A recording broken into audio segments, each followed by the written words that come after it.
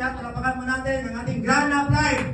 Walang iba, Mrs. o Ma'am Denisa Talao.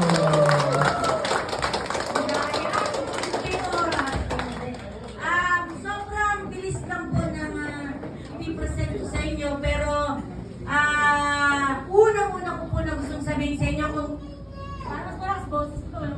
congratulations in advance. So, bakit ko po nasabi congratulations in advance? Magsisimula pa lang pong itayo yung branch sa buong Visayas.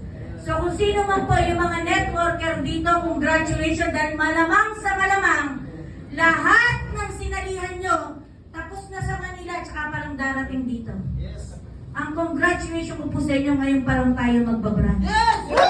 And direct po tayo, kaya Mindanao and Visayas, isang grupo po tayo.